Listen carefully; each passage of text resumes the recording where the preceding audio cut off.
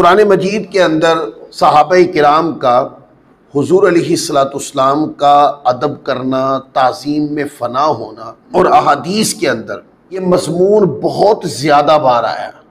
इतना ज़्यादा ये मज़मून अहादीस के अंदर अगर हम पढ़ें तो मिलता है कि इससे इस बात से हमें इस नुक्ते पर बड़ी आगाही मिलती है कि ये सहाबा किराम की ज़िंदगी का मंशूर था। आप देखें ना, क्या ये ताज़ीम की फ़नाइयत नहीं है कि सहाबा किराम जब भी हुजूर की बारगाह में आते हैं और आकर आका की बारगाह में सलाम करते कहते हैं फ़िदा का उम्मी वाबी या रसूल अल्लाह। अपनी ज़ात की नफ़ी करके उनके नज़दीक जो अपनी जान से भी ज़्यादा कीमती चीज़ है ना, वो है माँ बाप। वो कहते हैं आका हम तो वारी वारी ही हैं, हुजूर हमारे माँ बाप भी आप पर फ़िदा जाए। तो ये जब भी हुजूर की बारगाह में आना, क्या ये आका अलैहिस्सलाम की ताज़ीम की फ़नाइयत नहीं है? फिर हुजूर अलैहिस्सलाम का अदब करने के बड़े अंदाज थे सहाबा किराम के। आप देखें हुजूर अलैहिस्सलाम कुछ फरमा रहे हैं और ऐसी बात इरशाद फरमा रहे हैं कि जो सहाबा किराम को पता है। हुजूर जब सवालिया अंदाज में सहाबा किराम से पूछते हैं, सहाबा किराम को इल्म है या नहीं। बात चीज़ें ऐसी हैं कि जिसका इल्म उनको होता भी था, बात चीज़ें ऐसी हैं जिनका उनको इल्म बिल्कुल नहीं होता था। जब भी सवालिया अंदाज में हुजूर अलैहिस्सलाम पूछते तो सहाबा किराम एक ही बात कहते, वल्लाहु आलम व रसूलुहु आलम। अर्ज करते वल्लाह, आका अल्लाह जानता और उसका रसूल जानता है। हालांकि जब हुजूर अलैहिस्सलाम मुग़य्यबात कायनात की बात करते, आप कह सकते हैं कि इसका इल्म सहाबा किराम को नहीं, लेकिन एक हदीस पाक ऐसी है कि हुजूर अलैहिस्सलाम ने ये पूछा कि आज कौन सा दिन है, तो क्या आप कह सकते हैं कि सहाबा किराम को इसका पता नहीं होगा? पता है उनको, लेकिन उनका अदब इजाजत नहीं देता हम हुजूर को बताएं। नहीं, उन्होंने कहा अर्ज की या रसूल अल्लाह वल्लाहु आलम, आका अल्लाह का रसूल बेहतर जानता है। पूछ रहे ये जो कौन सा शहर है, भाई मक्का शहर है, सबको पता है, बच्चे बच्चे को पता है शहर का नाम क्या है, मक्का शहर है। पर सहाबा किराम कहते वल्लाहु आलम व रसूलुहु आलम, अल्लाह और उसका रसूल ही बेहतर जानते हैं। मैं सिर्फ आपको हदीस है, जब मैं पढ़ूंगा तो फिर बाकायदा पूरा मजमून हदीस का पढ़ के सुनाऊंगा। तो मैं आपको बता रहा हूं कि आप देखते हैं कि ये अदब करने का एक अलग अंदाज था उनका, ये ताज़ीम में फ़नाइयत का ये अंदाज है। फिर आप देखें हुजूर अलैहिस्सलाम की मजलिस है, आका अलैहिस्सलाम कलाम फरमा रहे हैं, कहते हैं सहाबा किराम पर इतना सुकूत तारी होता था, इतना सुकूत तारी होता था कि ऐसे महसूस होता है कि हुजूर के सामने जैसे पत्थर पड़े हों। ऐसे साकिन होकर ऐसी खामोशी, मैं कहता हूँ ये सुकून और खामोशी किस लिए है? ये सिर्फ हुजूर के अदब की खातिर बैठे हैं। ये अंदाज है हुजूर की बारगाह का, अदब करने का ये अंदाज है। फिर आप देखते हैं आका अलैहिस्सलाम की मजलिस है और सहाबा किराम, एक वक्त ऐसा आया, कोई वाक़या हुआ था कि सहाबा किराम ने हुजूर की बारगाह में सवाल करना ही छोड़ दिया। आका अलैहिस्सलाम की बुलंद रुतबा, आज़मत और ताज़ीम की वजह से वो इंतज़ार करते रहते कि कोई बाहर से आए और आका अलैहिस्सलाम से सवाल करे, हुजूर कुछ कलाम फरमाएं। तो ये हुजूर की बारगाह का अदब। कहते हैं ये आका अलैहिस्सलाम का अदब करने का सहाबा का कराम का तरीका था। हुजूर चलते तो सहाबा हुजूर के आगे नहीं चलते, पीछे चलते। फिर कहते हैं ये भी अंदाज था उनके अदब करने का कि आका अलैहिस्सलाम एक मजलिस में बैठे हैं, हुजूर खड़े हो गए तो कोई भी सहाबी रज़ियल्लाहु ताला अन्हु बैठे नहीं है, हुजूर खड़े हो गए तो वो खड़े हो गए। ये क्या है? सब अंदाज है हुजूर का अदब करने। जब बंदा किसी के अदब में फना हो जाए ना, तो फिर वो महबूब से आगे कोई काम नहीं करता। आका अलैहिस्सलाम दर दौलत से तशरीफ ला रहे हैं, सहाबा किराम हुजूर अलैहिस्सलाम की तशरीफ़ आवरी पर खड़े हो जाते। ये क्या है? ये सहाबा किराम का हुजूर अलैहिस्सलाम का अदब करने का एक उनका अपना एक तरीका है। क्या मैं किसी सवाल का जवाब देने पर ये सारी बातें कर रहा हूं? हुजूर आते हैं, सहाबा किराम खड़े हो जाते। आका अलैहिस्सलाम चलते हैं तो सहाबा किराम आगे नहीं चलते। और इसी तरह हुजूर अलैहिस्सलाम की बारगाह के अंदर सहाबा किराम बैठे हैं। जो भी हुजूर की बारगाह में आता है और सहाबा किराम आके कहते फिदा का उम्मी वाबी या रसूलल्लाह, हुजूर की बारगाह में आकर ये तराना अदब व एहतराम पुकारते हैं। मैं इस पर एक सवाल उठाना चाह रहा हूं और वो मेरा सवाल ये है, क्या इनमें से कोई चीज़ हुजूर अलैहिस्सलाम ने सहाबा किराम को सिखाई है कि तुम मेरा यूं करके अदब करना, मेरे आगे ना चलना, मैं आऊं तो बैठे ना रहना, मेरी बारगाह में आके सलाम के साथ माँ बाप फिदा करना? है किसी मुल्ला के पास इसका जवाब? कि आका अलैहिस्सलाम ने सहाबा किराम को खुद फरमाया हो कि मेरा अदब यूं करना? जो बातें मैंने अभी की हैं इनमें से किसी बात का कहा तो साबित नहीं कर सकते। क्यों? जब कोई बंदा अदब में फना हो जाता है ना, और फिर अदाएं नहीं देखी जाती होती। जब कोई मोहब्बत और अदब में फना हो जाता है तो वो चाहता है कि महबूब को बढ़ा बढ़ा के दुनिया को दिखाऊं, बार बार महबूब पे वारी वारी जाऊं, बार बार पलट पलट के महबूब का जिक्र करूं, अंदाज बदल बदल के मुस्तफा का, अपने महबूब का जिक्र करूं। मोहब्बत बंदे को दीवाना बना देती है। अब आगे दो चार बातें करूं, वो इससे भी ज्यादा बड़ी है। वो क्या? जंग का मौका है, बुखारी मुस्लिम के अंदर ये सारी हदीस मौजूद है।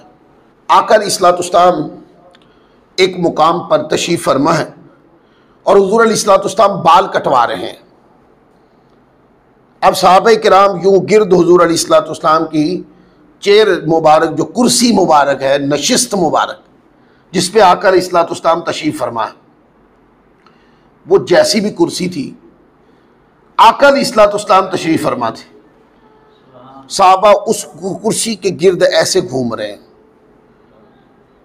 किस लालच में? कि वो जो बाल काटने वाला बाल काटेगा तो वो बाल कहीं कट के जमीन पर ना गिर जाए, और जब बाल कटे तो साहबा एक दूसरे के ऊपर गिरे। ये मोहब्बत और ताज़ीम की फनायत का मुकाम था। ये सिर्फ मोहब्बत नहीं थी और ये सिर्फ अदब भी नहीं था, मोहब्बत भी फना को पहुंची हुई थी और ताज़ीम भी फना को पहुंची हुई थी कि वो बाल नहीं नीचे गिरने देते। तो मुस्तफ़ा की इज्जत और नामूस पर कैसे वो समझौता कर जाते? तो जब आका अलैहिस्सलाम ने देखा तो हुज़ूर अलैहिस्सलाम ने फरमाया कि अब बाल काट कर मुझे पकड़ा देना।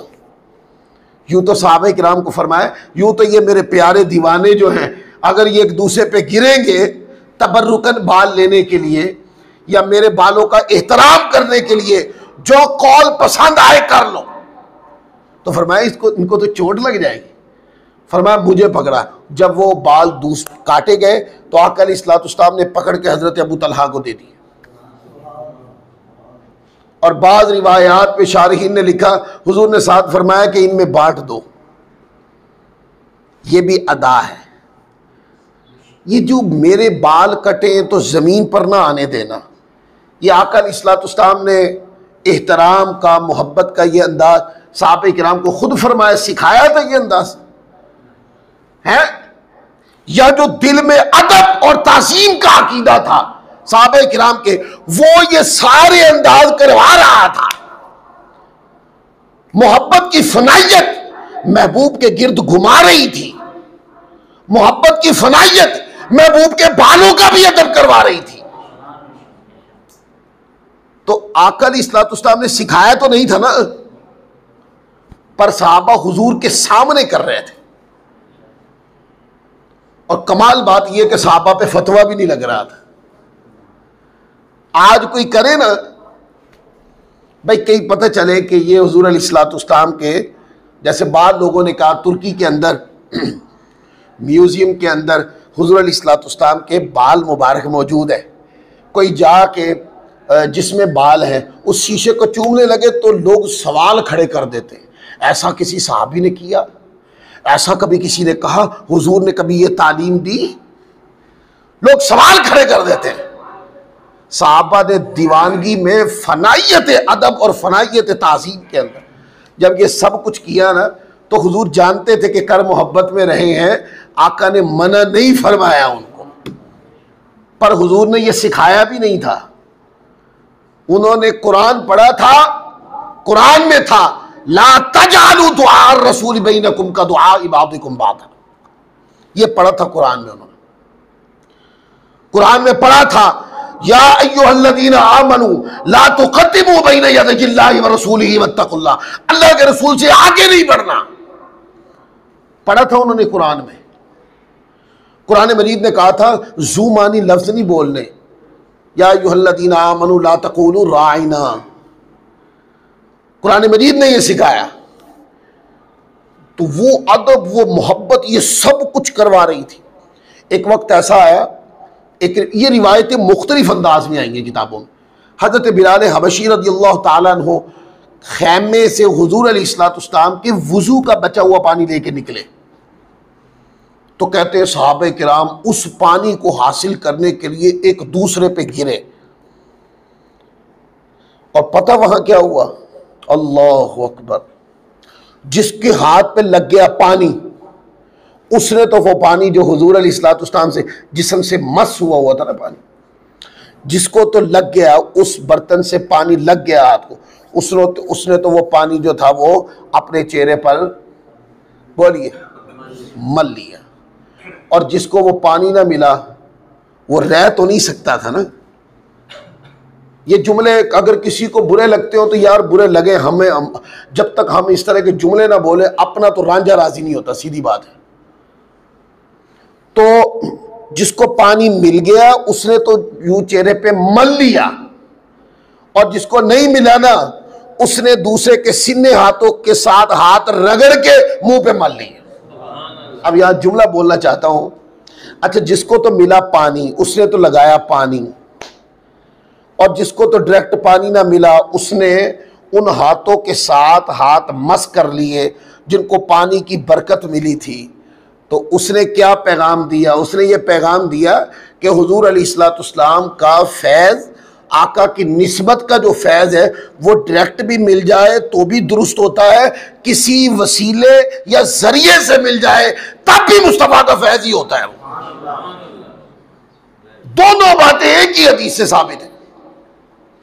तो वो कहते हैं कि वो एक दूसरे को मलते। मुझे बताओ यार, ये जो अंदाज़े मोहब्बत है, आका अलैहिस्सलाम ने सहाबा किराम को सिखाया था ये कि इस तरह मेरे वुज़ू का पानी ज़मीन पर न गिरने देना, और वुज़ू का पानी हासिल करने के लिए इस तरह दीवानगी का मुजाहरा करना, और पानी लेकर मुंह पे मलते फिरना, और जिसको न मिले वो दूसरे के सीने हाथों को रगड़ के मुंह पे मल ले। है किसी के पास कुरान हदीस में दलील कि सहाबा किराम ने को ये हुजूर ने सिखाया था तो उन्होंने किया? नहीं ढूंढ पाएंगे, मुझे पता नहीं है। तो आप पूछे सहाबा किराम से ये काम करवा कौन रहा था?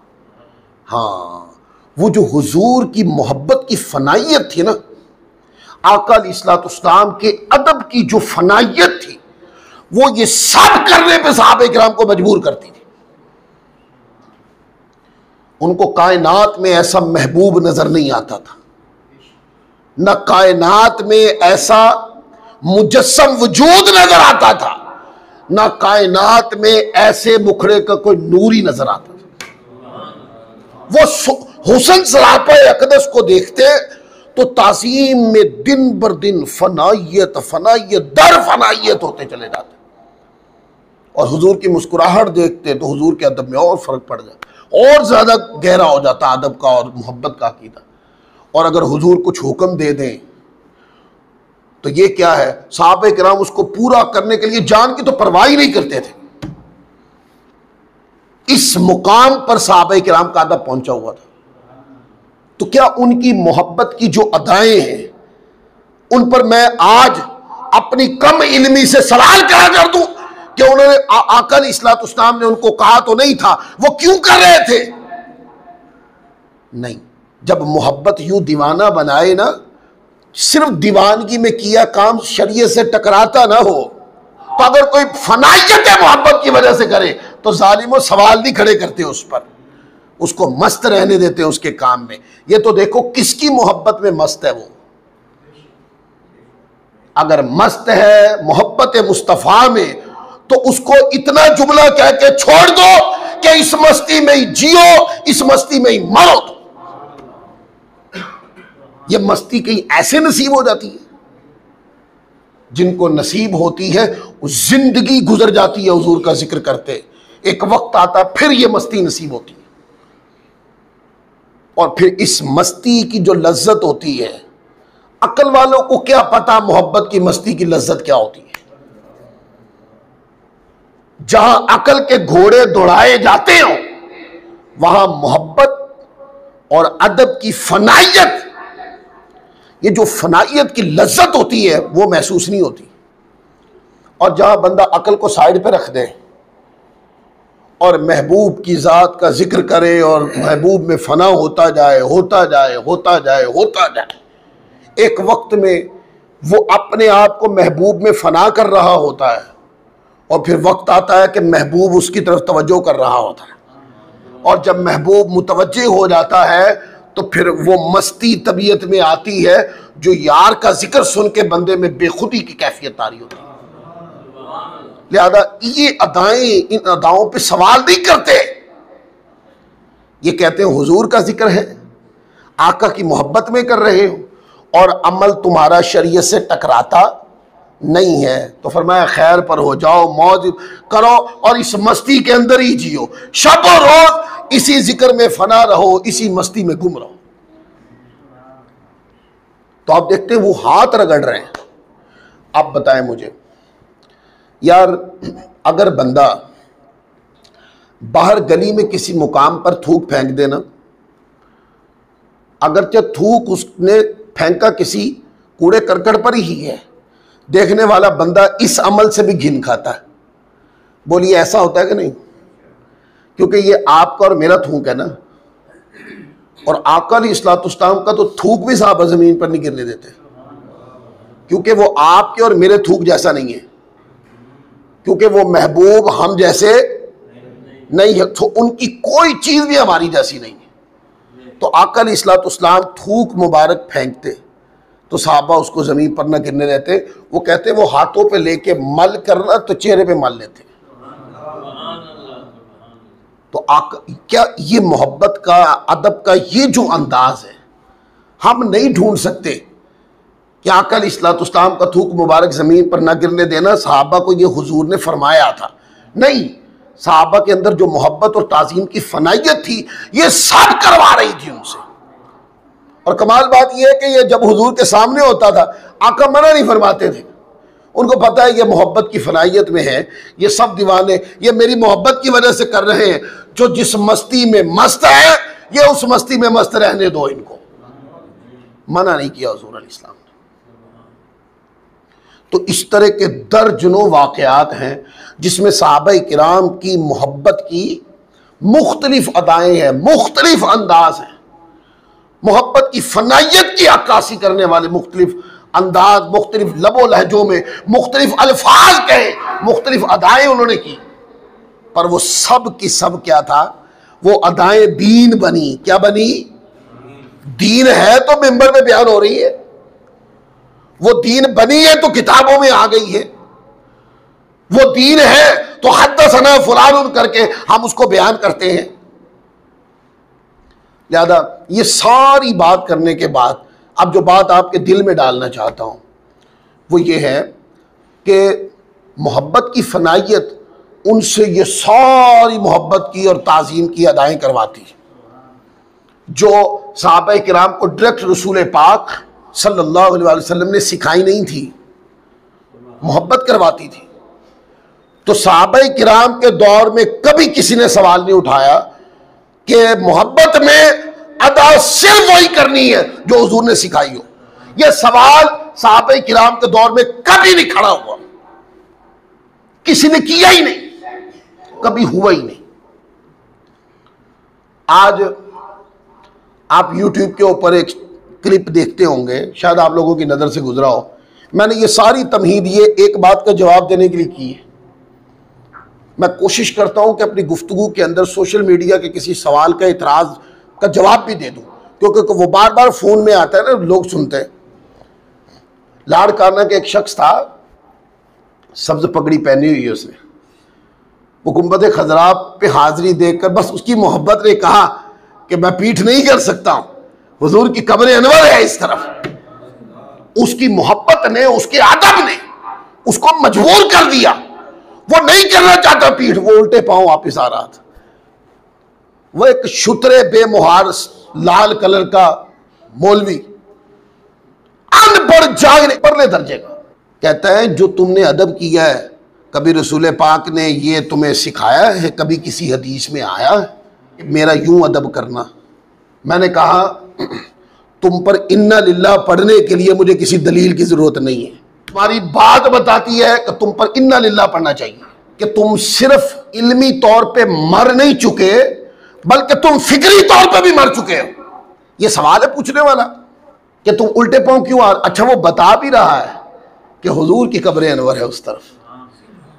तो ये मैं मोहब्बत की वजह से, मेरे अदब ने इजाजत नहीं दी तो मैं उल्टे पांव आ रहा हूं। तो वो उसको सिखा रहा है, अगर हदीस में आया है तो तुम ये कर सकते हो, अगर हदीस में नहीं आया तो तुम नहीं कर सकते। वो मुल्ला वहां तकरीर सुना रहा है। एक सवाल मैं यहां पर करना चाहता हूं, कुरान मजीद यहां रखा हो तो वो कुरान पाक के अदब की वजह से उल्टे पांव बाहर चला गया, तो क्या बाहर खड़ा होकर कोई बंदा उसको ये पूछेगा कि उल्टे पांव क्यों आए हो? वो कहे कि यार कुरान मजीद रखा तो मैं अदब की वजह से बाहर चला गया, तो उसको ये पूछा जाएगा कि रसूल पाक ने ये अदब बताया, किसी हदीस में आया? अगर किसी हदीस में आएगा तो फिर तुम अदब करोगे, और अगर किसी हदीस में नहीं आएगा तो फिर अदब नहीं करना चाहिए। क्या ये तकरीर सुनाई जाएगी उनको? और जालिमों, ये तकरीर नहीं उसको सुनाई जाएगी, बल्कि उसके काम की तहसीन करके उसको कहा जाएगा कि बहुत अच्छे, ऐसे ही रहो। और अगर बात आ जाए ना कि हदीस में अदब आया कैसा है, तो उस अदब की इन लाल रुमाल वाले मुल्लाओं को खबर भी नहीं कि सहाबा किराम ने सिर्फ अदब नहीं किया, वो अदब की फनाइयत के मुकाम पर थे, जो हुजूर का थूकने नीचे गिरने देते। उल्टे पांव वापिस आना तो बहुत हल्का अमल है, जो आका के बाल जमीन पर नहीं गिरने देते। उल्टे पांव वापिस आना, ये अदब तो उसके सामने बहुत छोटा है। वो आका अलैहिस्सलाम के मौजूदगी के अंदर हुजूर से आगे नहीं चलते। ये उल्टे पांव वापिस आने वाला अमल तो बहुत छोटा है। तो अगर इससे बड़े बड़े आमाल का और अदब के अंदाज का जिक्र हदीस में है, तो जालिमों, बड़े अदब अगर हदीस में हो तो छोटे उसके तहत ही होते हैं। तो कुछ कौम ऐसी है कि सिर्फ हुजूर की मोहब्बत ही इन लोगों ने सीनों से नहीं खींची, ये उम्मत के सीनों से अब हुजूर का अदब भी खींच रहे हैं। लोग समझते लाल रुमाल पहना मदीना पाक की गलियों के अंदर जनाब घूमता फिर रहा, पता नहीं कितना अजीम आदमी होंगे। तो मदीना की गलियों में अगर इस तरह का कोई बदमज़हब, कोई लाइल जाहिल बदतरीन आदमी अगर मदीना की गलियों में इस तरह बेढंगी और सुस्त तबलीग करता हुआ नजर आए, तो उसकी बात को इग्नोर कर दिया करो। आए हमारी तबलीग सुने, इधर आए, आपको हमने उन्हें कहना यार तू सुनने दे लायक ही नहीं है, खत्म। आपको अल्लाह तौफीक दे, कभी आपको मक्का मदीना की गलियां नसीब हो, कभी आपकी आंखों के सामने काबतुल्लाह का जलवा आए और गुंबद खजरा का साया नसीब हो, तो काबतुल्लाह में सजदों की कमी न करना और मोहब्बत मुस्तफ़ा से खाली सीना लेके गुंबद खजरा पे कभी न जाना। और ये अगर कोई शख्स तुम्हें इस तरह का मिल जाए, सरफ नज़र कर देना। जाहिलों को सिर्फ एक ही पैगाम देना है, सलाम करके गुजर जाना है, उनकी तबलीग सुनने की ज़रूरत नहीं। जिस तबलीग में हुजूर की मोहब्बत ना हो, आका अलैहिस्सलाम की ताज़ीम में हो, और ताज़ीम फ़कत नहीं, ताज़ीम की फ़नाइयत ना हो, हम उस तबलीग को नहीं मानते। अब मैं आपके सामने एक दो अहादीस पढ़ता हूं, फिर मुझे बताइएगा कि जो हदीस ने जो जो अदब करवाया है, कभी आपने लाल रुमाल वाले बुजुर्ग जो होते हैं वहां, उनसे कभी सुना है इस तरह? अच्छा, वो ना सादा लोगों को पकड़ते हैं और अगर को पढ़ा लिखा मिल जाए ना, 9 2 11 हो जाते हैं वहां से। इसके ऊपर काफी सारी बातें मैंने वो सारी चीजें सुन रखी, और इतना झूठ बोलते हैं, इतना झूठ बोलते हैं। एक मुल्ला वहां पर एक आलिम दीन थे, तो मस्जिद नबवी के सेन के अंदर को बात की तो उन्होंने गिरफ्त कर ली उसकी। उसने किसी किताब का हवाला दिया, तो वो आलिम दीन जो थे वो मुदर्रिस थे, वो कोई खतीब थोड़ी तरह आगड़ियां लगा लगा के लोगों को तकरीर सुनाई, पैसे इकट्ठे करके घर चले गए ना। वो कोई मुदर्रिस थे, किताबें पढ़ने पढ़ाना उनका काम था। तो वो जो लाल रुमाल वाले बाबा जी थे ना बुजुर्ग, उन्होंने कोई बात की और किसी किताब का हवाला दिया, तो आलिम ने कहा आप उसकी 20 जिल्दों से ये बात नहीं निकाल के दिखा सकते। इसका मतलब यह कि वो जो लाल रुमाल वाला है वो झूठ बोलता है, और कहा मस्जिद नबवी के सेन में खड़े होकर झूठ बोलता है। साहब को कहते हैं इसकी हदीस की शरह में मुल्ला अली कारी ने यूं कहा, उन्होंने कहा वहां भी नहीं निकाल के दिखा सकते आप, आपने पढ़ा ही नहीं, आपको पता ही नहीं है।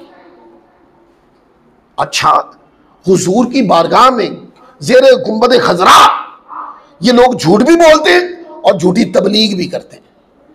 इन सारी चीजों से ज़हन में रखें, कभी दिमाग ये मत बनाए कि वहां पर जो भी तबलीग कर रहा है वो एक नजरिया है, और नजरिया कौन सा है? वहाबियाना नजरिया। वो अपने नजरिए को प्रमोट करने के लिए झूठ बोलने से दरेग नहीं करते। आपने एक किताब पढ़ी नहीं, आपने उस बात को उसके अंदर पढ़ा ही नहीं, आप उसका हवाला कैसे कोट कर सकते? और जब एक आलिम ने गिरफ्त की तो वहां से जान छुड़ा के फिर आगे भागे। तो ये होता है वहां पर। हमारे कई उलामा दोस्त वहां गए और वहां पर इस तरह के वाकयात हुए, और जो क्लिप अपलोड हो जाते हैं वो होते हैं कि जिसके अंदर कोई सादा आदमी बैठा हो, कोई मोहब्बत से भरा हुआ सीना लेकर हुजूर की बारगाह में गया और वहां पर खड़े होकर वो 2 हाथ बांध के खड़ा था, वहां पर इस तरह का मुल्ला आपको टकरेगा और आकर उन सादा लोगों को ये तकरीर सुनाएगा। ये हदीस है, मैं पढ़ता हूं, मुझे बताना जरा, अब तक जो बातें अदब की मैंने की, खुदा की कसम ये छोटी हैं, लेकिन बाएतबारे मेरे ईमान के बहुत बड़ी है। लेकिन इस हदीस के मजमून में के एतबार से ये छोटी बातें जो अब मैंने बयान की, जो अब बयान करता हूं, ये इससे बड़ी है। और ये है भी सही बुखारी शरीफ के अंदर। सही बुखारी किताबुल आज़ान है, हदीस नंबर 662-52, उठा के पढ़े आप। सही मुस्लिम है, किताबुल सलात है, उसके अंदर हदीस नंबर 316 है।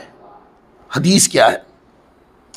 हजरत सहल बिन साद अस्साइदी रदियल्लाहु ताला अन्हु रिवायत करते हैं, नबी पाक सल्लल्लाहु अलैहि वसल्लम कबीला अम्र बिन औफ के यहाँ तशरीफ़ ले गए ताकि उनके किसी मुतनाज़े मसले में उनकी सुलह करवानी थी। हुजूर तशरीफ़ ले गए, कहते इतने में नमाज का वक्त हो गया तो मुअज्जिन हज़रत सैयदना सिद्दीक़ अकबर रदियल्लाहु ताला अन्हु के पास आए और कहा अगर आप लोगों को नमाज पढ़ा दें तो मैं इकामत कह दूँ? उन्होंने फरमाया हाँ। बस हज़रत सैयदना सिद्दीक़ अकबर रदियल्लाहु ताला अन्हु नमाज पढ़ाने लगे, तो इसी दौरान हालत नमाज में उधर नमाज शुरू हो गई है। सिद्दीक़ अकबर ने अल्लाहु अकबर कहकर नमाज शुरू कर दी है, और कहते ऐन हालत नमाज के अंदर हुजूर तशरीफ़ ले आए। हालत नमाज में नमाज शुरू हो चुकी है। इस हदीस पाक पर बहस पढ़नी है तो बहस ये होगी कि पहली रकत थी या दूसरी थी या तीसरी थी। इस हदीस पाक पे ये बहस नहीं है कि अभी नमाज शुरू ही नहीं हुई थी, ये बहस नहीं है, नमाज शुरू हो चुकी। सिद्दीक़ अकबर ने अल्लाहु अकबर कहकर नमाज शुरू कर दी। हालत नमाज में हुजूर तशरीफ ले आए। इसी दौरान हुजूर अलैहिस्सलाम वापस तशरीफ ले आए और लोग अभी नमाज में थे, यानी नमाज के अंदर नमाज सलाम फिरा नहीं था अभी। फिर आप सल्लल्लाहु अलैहि वसल्लम सफ़ों में दाखिल होते हुए पहली सफ़ में जा खड़े हुए, तो कहते लोगों ने ताली की आवाज़ से सैयदना सिद्दीक़ अकबर को मुतवज्जे किया। वो कैसे? जब हुजूर पहली सफ़ में ऐसे सफ़ चीर कर हुजूर आगे गुजरे तो पहली सफ वालों को पता लग गया हुजूर आ गए, तो वो हालत नमाज के अंदर, यानी अभी ये मसला आया नहीं था, वो इस हदीस पाक के बाद हुजूर ने फरमाया कि जब कभी नमाज में ऐसा हो जाए तो सुभान अल्लाह या अल्लाह अकबर कहा करो। ये मसला हुजूर ने बाद में बयान किया। पहली बार ये वाक़या हुआ तो सहाबा किराम ने तवज्जो करने के लिए वो यूं हाथ पे हाथ यूं करके हाथ पे हाथ मारते थे, सिद्दीक़ अकबर को हालत नमाज के अंदर मुतवज्जे करते थे। सिद्दीक़ अकबर मुसल्ला छोड़ के पीछे आ जाओ, इमामुल अंबिया तशरीफ ले आए। क्या नमाज में हुजूर के लिए यह अदब जायज है? यह हालत नमाज के अंदर हो रहा है। नहीं, हमारे यहां तो जायज है। मैं उन लोगों की बात करता हूं जो कहते हैं नमाज के अंदर नबी का ख्याल आ जाए तो नमाज त्रुट बनती है, मैं उनकी बात कर रहा हूं। हमारा तो ईमान है, अगर नमाज की हालत में हुजूर का अदब अल्लाह का रसूल समझ कर करना जायज नहीं तो नमाज में अस्सलामु अलैका अय्युहन नबिय्यु क्यों है? नमाज के अंदर अस्सलामु अलैका अस्सलामु अलैना व अला इबादिल्लाहि सालिहीन क्यों है? और इन सब से बढ़कर अल्लाहुम्मा सल्लि अला मुहम्मद व अला आलि मुहम्मद क्यों है? ये सब नमाज जो है वो अल्लाह का जिक्र, उसके प्यारे रसूल का जिक्र जहां इकट्ठा आए ना वो नमाज है। तो कहने लगे कि वो इस तरीके से हाथ एक दूसरे हाथ के ऊपर मारने लगे और मुतवज्जे करने लगे। रिवायत में आता हुजूर अलैहिस्सलाम इस तरह हर सफ चीरते हुए आका अलैहिस्सलाम आओ पहली सफ में जाकर इमाम के पीछे हुजूर अलैहिस्सलाम खड़े हो गए। अब कहते चूंकि सैयदना सिद्दीक़ अकबर हालत नमाज में इधर उधर तवज्जो नहीं करते थे, इसलिए उन्होंने तवज्जो ना की, क्योंकि वो बड़े ही रकीकुल कल्ब थे। जब वो नमाज पढ़ते थे तो फना हो जाते थे नमाज के अंदर। तो तालियां यानी हाथ पे हाथ मारे गए तो सिद्दीक़ अकबर तवज्जो न की। तो कहते हैं फिर जब लोगों ने बहुत जोर से हाथ पे हाथ बजाए, पहले हल्के हल्के थे कि पता लग जाए, लेकिन जब हुजूर जाके पहली सफ में सिद्दीक़ अकबर के पीछे खड़े हो गए, साहबा ने फिर जोर जोर से हाथ पे हाथ मारा। तो कहते हैं तो मुतवज्जे हुए सिद्दीक़ अकबर और आका अलैहिस्सलाम को हालत नमाज में सिद्दीक़ अकबर ने मुसल्ले से मुड़ के देखा। हम नमाज पढ़ रहे हो तो हालत नमाज में यूं चेहरा फेरे तो हमारी तो नमाज ही खत्म हो जाती। हमको अगर चेहरा फिर गया तो बहुत जल्दी वापस करना है चेहरा, अमले कसीर से बचना है। और अगर अमले कसीर हो गया तो चेहरा काबतुल्लाह से फिरा तो नमाज गई। इधर वो इमाम है और सिर्फ चेहरा नहीं फिरा, पूरे जोर से पूरा चेहरा ही मोड़ दिया पीछे की तरफ। आका अलैहिस्सलाम को देखा तो नबी करीम सल्लल्लाहु अलैहि वसल्लम ने उन्हें यानी सिद्दीक़ अकबर को इशारा किया, ऐसे इशारा फरमाया कि अपनी जगह पे खड़े रहो, यानी कि आप नमाज पढ़ा रहे हैं, आप नमाज को पूरा करें। इस तरह इशारा किया, पूरी करें नमाज।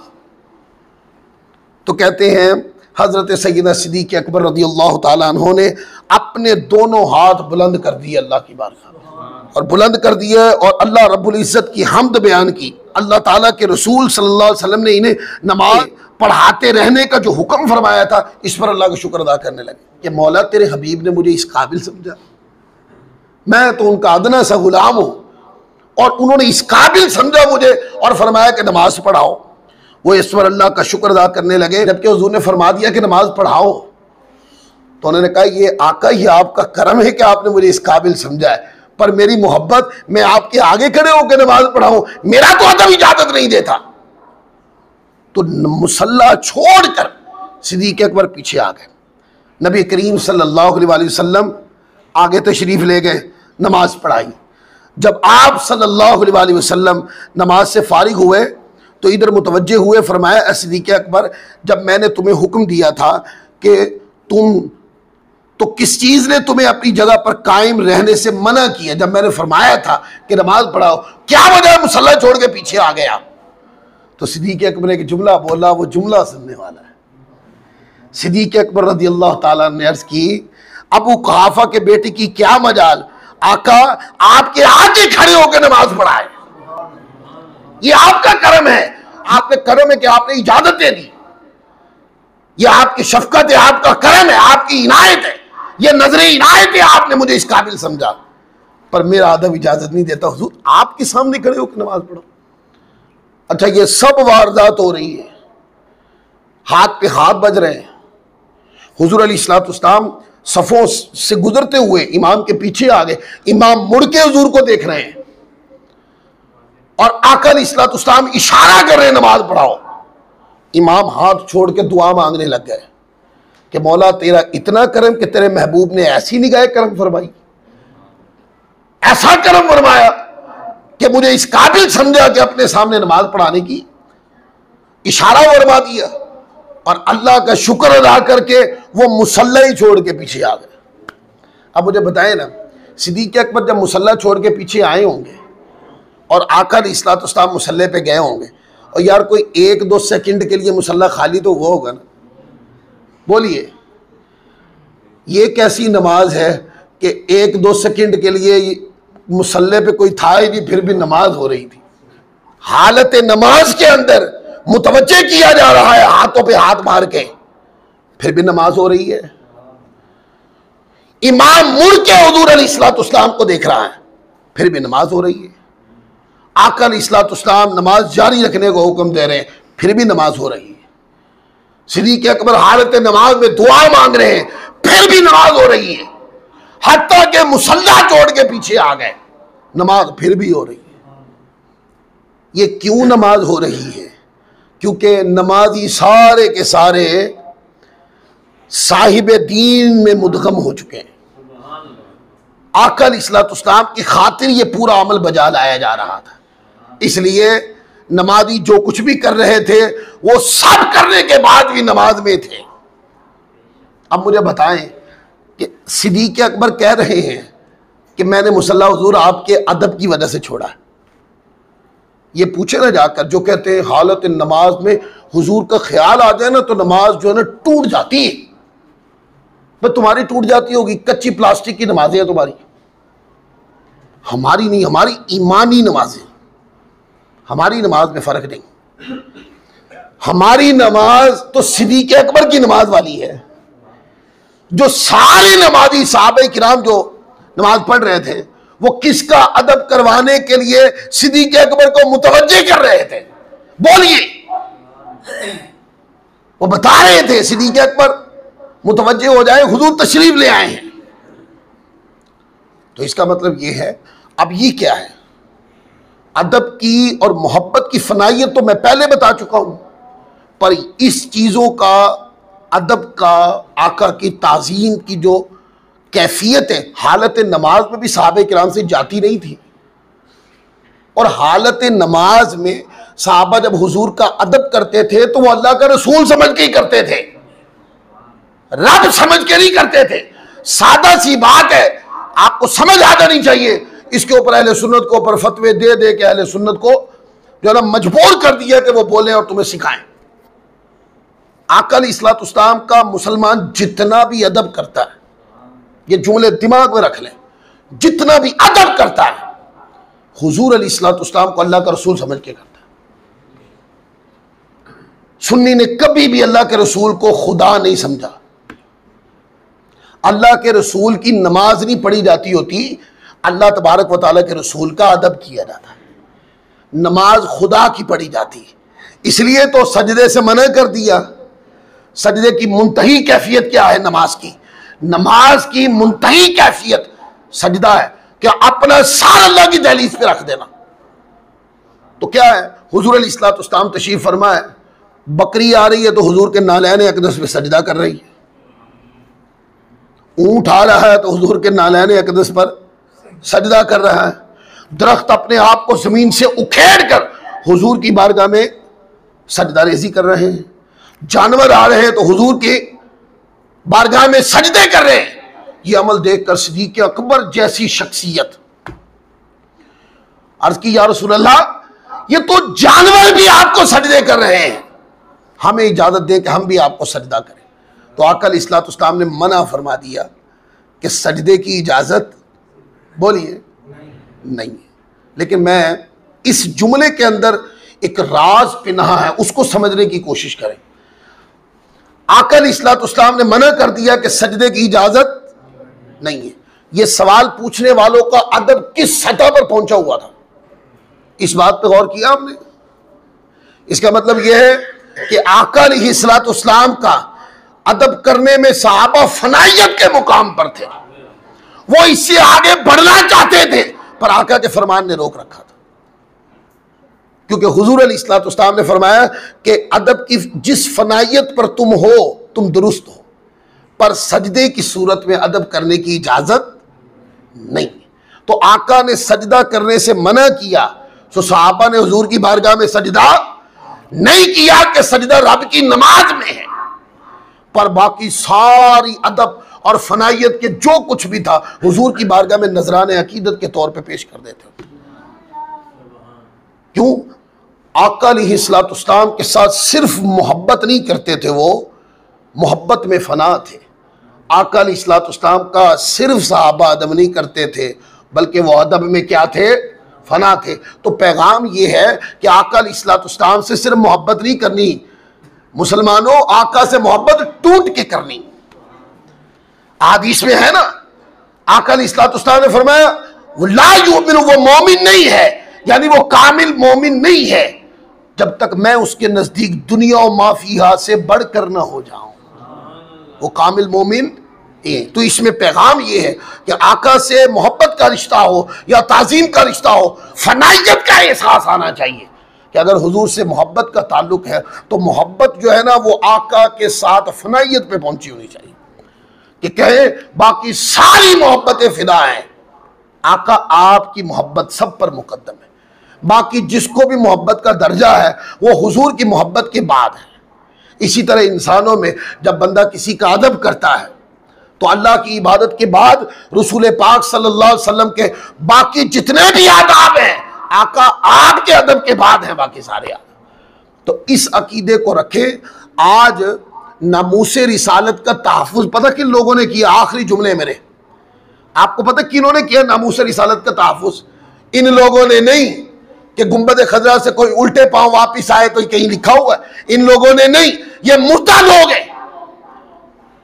आका की नामूस के ऊपर पहरा उन्होंने दिया है जिन्होंने टूट के आका से मोहब्बत की है। वो मुस्तफा का गिला नहीं सुनते, वो आका अलैहिस्सलाम की शान अक़दस के खिलाफ बात नहीं सुनते, क्योंकि वो अपनी जान को भी हुजूर अलैहिस्सलाम की मोहब्बत और आका की ताज़ीम वारी वारी करते हैं। अपनी जान को हुजूर अलैहिस्सलाम पे पेश करते हैं।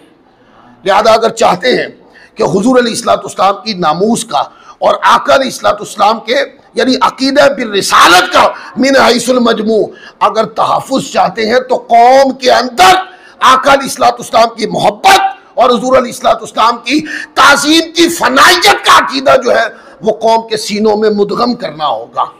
और अगर ये न हुआ, ये मोहब्बत दिलों से निकल गई तो मुसलमानों का शराज़ा इतना बिखरेगा कि ढूंढने से भी नहीं मिलेगा।